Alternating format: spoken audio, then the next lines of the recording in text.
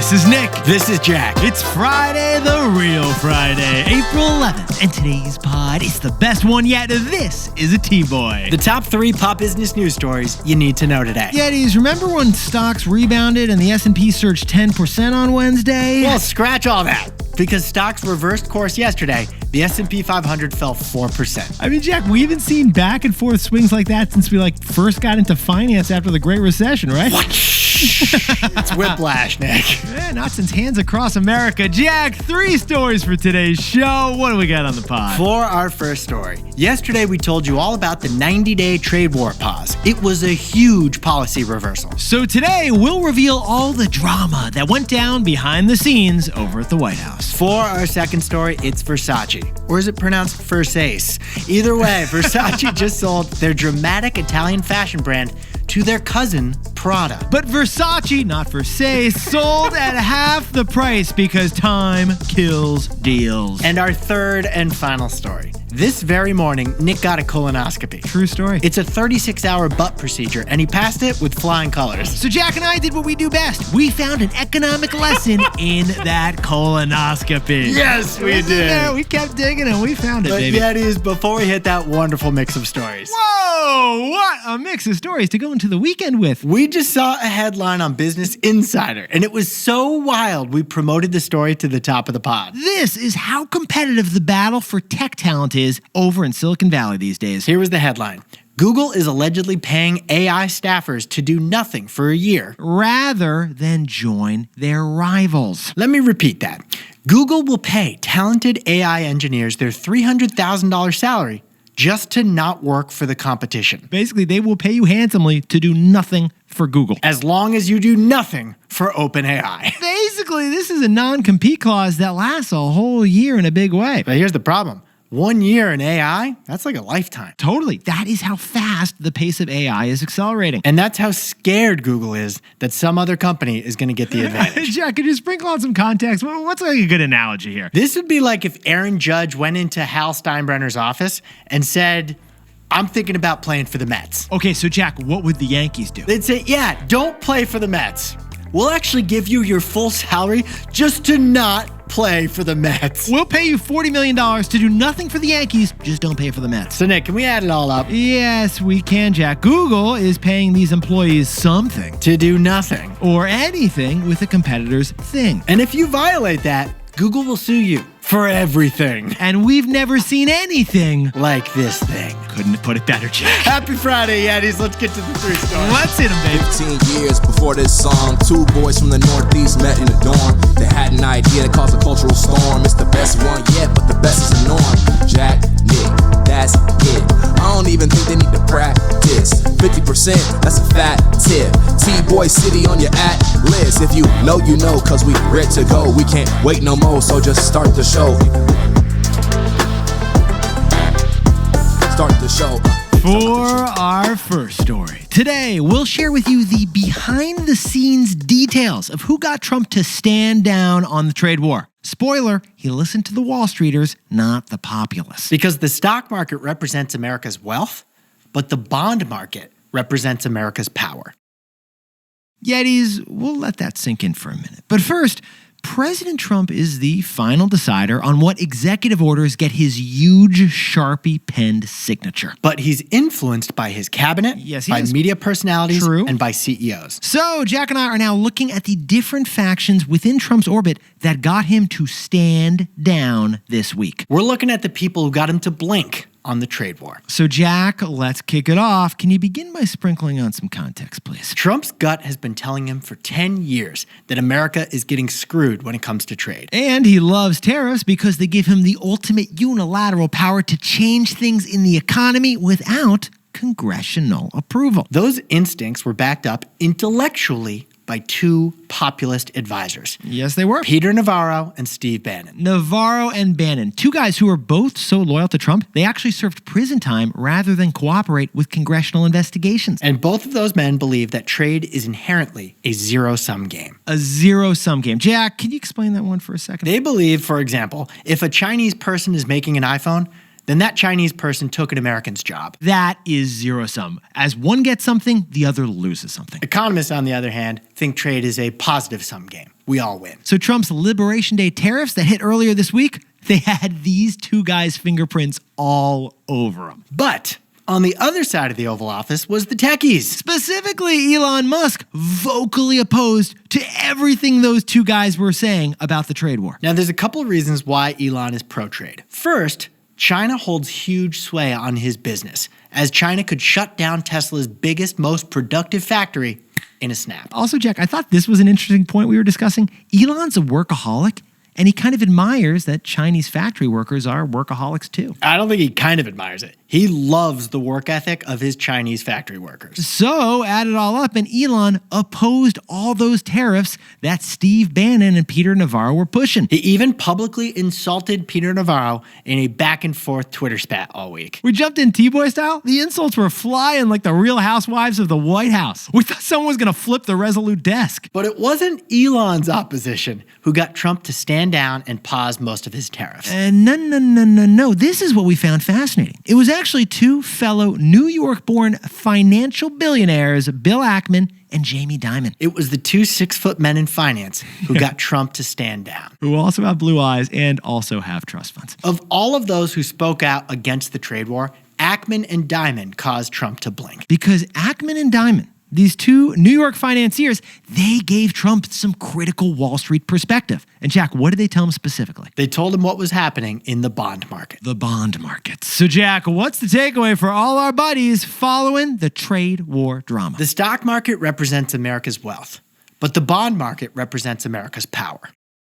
Yetis, for 80 years, the United States dollar has been the world's reserve currency. Everyone wants it. It's in high demand. And our U.S. government debt has been the world's financial safe haven. Everyone wants to invest in it across the world. So those two things, Jack and I call that our financial soft power. But here's the key. Last week, investors sold more U.S. bonds than any week in 24 years. In other words, last week was the worst week for our financial soft power in 24 years. Yeah, listen to these examples. First, financial firms sold bonds to cover their stock losses happening all week. Even worse, though, international investors across the world sold bonds to divest from the United States. Deutsche Bank saw all of that and said this wild line: the market has lost faith in U.S. assets. Bill Ackman and Jamie Dimon pointed to the falling bond market, and they told Trump that's what you should fear. Because the stock market represents America's wealth, but the bond market represents America's power. For our second story. Yesterday, we saw the biggest deal in Italian fashion since Zoolander. Prada is buying Versace for $1.4 billion. But inside this deal is the most important rule for negotiation. Now, Yetis, in order for us to tell the tale of this deal, we're going to go back in history 165 years when Giuseppe Garibaldi united Sicily, Naples, Milan, Rome, Venice, and all those Italian kingdoms into one country. He's basically the founding father of Italia. Yes, he is. Italy was unified and a nation was born. Well, 165 years later, Italy's greatest assets are unified once again. Prada is acquiring Versace for $1.4 billion.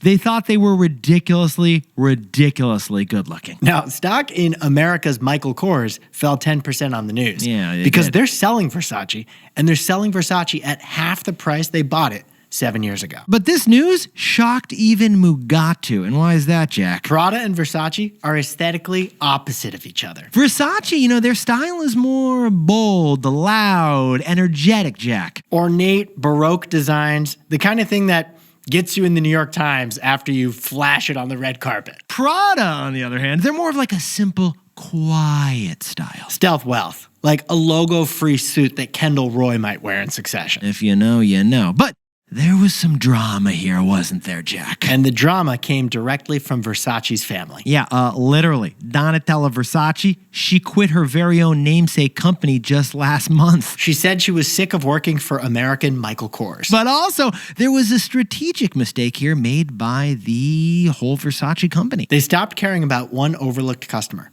Versace basically shut down their entry-level products. They ignored their entry-level customers. Luxury companies let aspirational customers reach the first rung of the luxury ladder with some lower-priced goods. Zach, let's walk into a Versace store, metaphorically here. What would this look like an entry-level customer? One of those red carpet sculpture dresses I was telling you about? They sounded lovely. They start at like $2,000. But Versace keeps one dress available at a $500 price point. Maybe has a few fewer features on it. It's a dress, it's not a gown situation. Here's the idea. If you can get a piece of Versace at the age of 25 with that $500 dress, you'll start splurging on Versace by the time you have more money when you're 35. But here's the problem. 3 years ago, Versace got rid of its entry-level lines. And they lost more than they realized with that decision. Because the result? Without a new generation of young customers buying entry-level Versace sales have been falling. That's why Prada was able to scoop up Versace for half of its price tag from just 7 years ago. Like it was on the sale rack at Madewell. So Jack, what is this? A takeaway for ants? What is the takeaway for our buddies over at Versace? Time kills deals. Time kills deals. Yeah, it is the greatest risk to a deal's price or a deal not getting done. It's one word, time. Talks for this deal probably started a year ago. And we've watched the prospects for the deal getting done go worse and worse and worse as time went on. First, we had the luxury slowdown last year, and then we got the trade war this year, and the value of Versace, it's been falling ever since. 5 years ago, Versace was worth $2.2 billion, but now it's worth just $1.4. Just this week, Prada reportedly negotiated a $200 million discount on the deal because of the trade war flare-up. We bet Versace would have sold for a much higher price if they could have got the deal closed 1 year ago. Yeah, and Jack and I know that because we've actually had a huge deal almost canceled for the same kind of reason. 1 week after we signed the acquisition papers to sell our first company to Robinhood, Robinhood had a big PR crisis. Yeah, and like if our deal had closed 1 month later, it wouldn't have closed. Like this would have prevented the deal from happening because too much time would have passed. Robinhood would not have closed the deal with us in the middle of that PR crisis. It's the first thing we thought of with this Versace story. Sebesti's Versace, yeah, they weren't killed by the delay, but they were definitely injured by it. Because the biggest risk to a deal getting done, not just a corporate acquisition deal, but any deal you find yourself in, the biggest risk is time. Time kills deals. Hey Yetis, if you're a bestie, take a sec and hit that subscribe button. And like this video while you're at it. If you leave a comment, by the way, we'll read it. For our third and final story to send you into the weekend. Earlier this morning, I actually had my first ever colonoscopy. And we realized this colon cancer detecting procedure is actually connected to our favorite economic principle. That's right. We're going to connect the colonoscopy to our favorite rule of economics.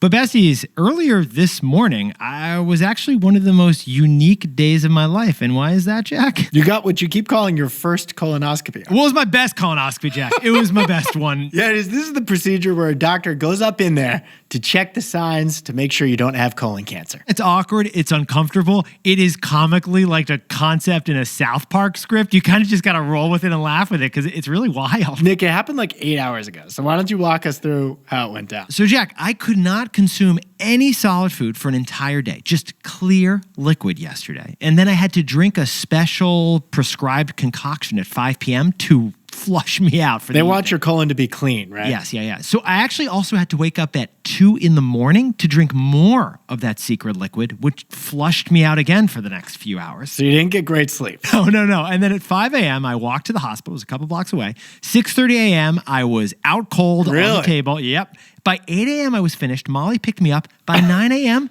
I was on the phone with you preparing for this podcast. I can't believe the hospital was open so early. I know, it was really wild. Well, like, despite the 36-hour fast, the whole night in the bathroom, a camera in my butt, I could not be happier right now, Jack. To be clear, it wasn't a painful procedure, right? No. I was put under for the 30-minute procedure, and the scope that they put in you is soft, slippery. You don't even know. Basically glides right in. Yeah, actually, the doctor asked me right before she put me out what food I was going to celebrate with after. And I was like, the burger at Spruce. And then boom, I woke up and the procedure was over. That was it. It's like you woke up from a dream. Yeah, that was it. And the doctor said they didn't see any growths or polyps to be worried about, right? Yeah, clean bill of colorectal health. But Yetis, we will tie this back to economics, we promised. Because the first thought I had on the table was a moment of clarity. I was like, oh my God, the stock market basically had a colonoscopy this week too. I had tension, fear, and a lot of buildup prior to the procedure. So did investors on Monday. Wall Street was nervous. And then I got flushed out. So did stocks. They fell 20% from their all-time highs. I liquidated my intestines, literally. Investors liquidated their portfolios. And then markets bounced back a bit, felt better, and so did I after the 20-minute procedure of recording the podcast. Okay, great work. We do have to tie this even further to economics, and Jack and I have an idea. Basically, Yetis, I was actually really young to get a colonoscopy. Nick's in his 30s, but doctors pretty much make you wait until you're in your 40s to get one. Yeah. Especially if you want it to be insured by health insurance. But I had a family history of polyps in their colon, so I begged my insurance company. I actually called them multiple times and demanded it. And they finally approved it? Yeah, they did. Which leads to these numbers. You're supposed to get a screening in your 40s, but only 1 out of 7 Americans actually get a colonoscopy in their 40s. We repeat, only 1 out of 7 people in their 40s right now have done a colonoscopy. Maybe one of them is you, and you should probably get one. Because tens of thousands of new cancer cases could have been caught so early if more people had gotten colonoscopies. And Jack and I were talking, and we think there's actually an economic principle we know and we love that can fix that problem. And to be clear, this isn't an ad for the colonoscopy industry. No. I'm just grateful that Nick told this story on the pod. Yeah, I've actually got a picture. You want to see it? No. Okay. I drew a picture. So, Jack, what's the takeaway for all our buddies curious about economics? You don't have to make people do something. You just have to nudge them. It's the nudge rule. Yetis, Chicago economics professors Richard Thaler and Cass Sunstein wrote an Econ theory on how to get people to make better decisions without restricting their freedom of choice. Their economic secret was the nudge. The nudge. The nudge is when you give people the same options, but tweak the context so they reach a different decision. We actually mentioned the nudge last year in a story on 401ks, the retirement savings account. If you make opting into a retirement program the default for employees, more employees end up doing it. That's an economic nudge. Instead of giving people 2 choices and being indifferent, use the default choice to nudge people to the better option. And the same could be applied to a colonoscopy. Totally. Which the vast majority of Americans don't get. And now, besties, we are not saying everyone should default to having a colonoscopy, but we're saying there should be a discussion with your doctor that definitely happens at 40. That should be the default. Instead of waiting for symptoms for you to opt in and get a colonoscopy, a call from your doctor on your 40th birthday should be the default. And that is why the colonoscopy reminds us of our favorite economic principle. The nudge.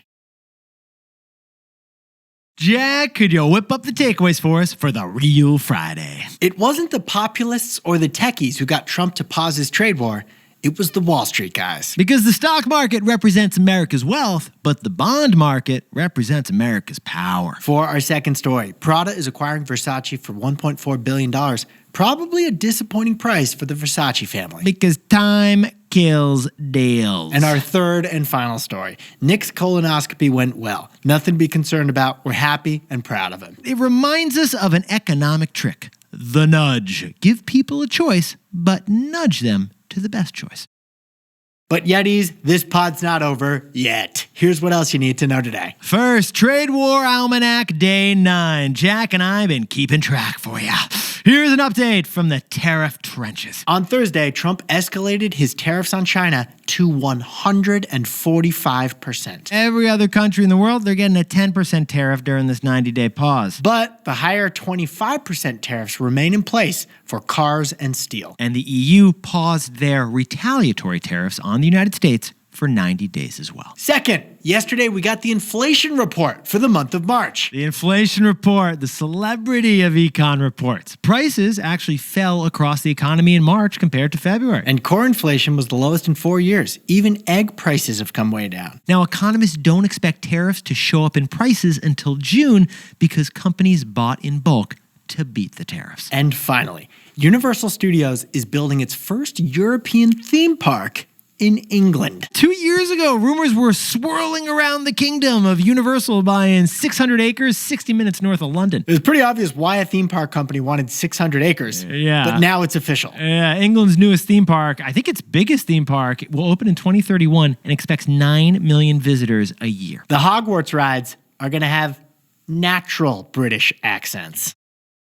Now, time for the best fact yet. This one whipped up by my gastroenterologist this morning, Dr. Chetty. I love the colon takeover of today's episode. Yeah, right before they knocked me out, I asked them for the best fact yet, and here's what they told me.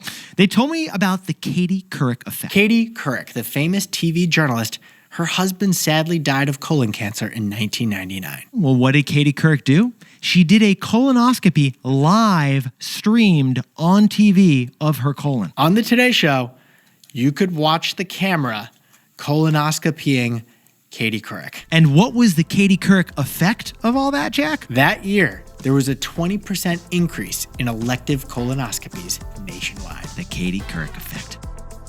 Yetis, you look fantastic over there. Jack, I'm sure you feel fantastic over there. I gotta get 4 liters of water right now. I feel... I'll show you some pictures. Just hold on a sec. I'll show you some pictures. Yetis, drop down, give us 5 stars, rate and review the show, and check out the best idea yet, our weekly show. This one is all about peeps. Nick, congrats. Let's celebrate the wins. And Yetis, we'll see you Monday. All right, throwing the pics up on YouTube. Here we go, Jack.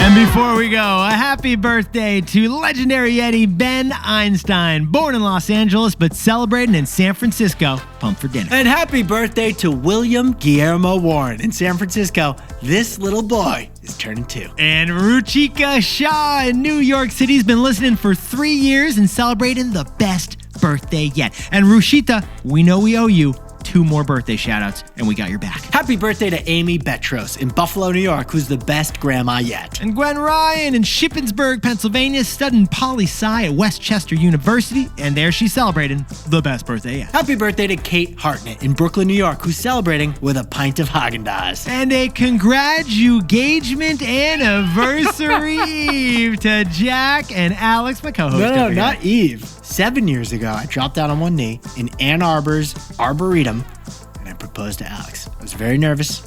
The ring was basically the most expensive thing I'd ever purchased. And so far, happily ever after. And Jack is recreating it all tonight in the same outfit. Unreal. Amazing. Alex, so pumped for you. Congratulations. By the way, strike my so far. Let's just go with happily ever after. That's true. And congratulations to Yetis Drew and Vanessa Glappa down in Austin getting married, and Evan is officiating the best wedding yet. Happy birthday to Elizabeth Carlson in Plymouth, Minnesota, who's celebrating with some sushi-grade sushi. Nagiri for Elizabeth. And Miranda Fairbanks is running a half marathon this weekend. You got this, Miranda. Fueled by goldfish. And congratulations to Adam Katzenbach, who's getting married in Chicago. Adam, we're pumped for both you guys. Celebrate the wins. And to anyone else celebrating something today, make it a T-boy. Celebrate the wins. This is Jack. Nick and I both own ETFs of the S&P 500.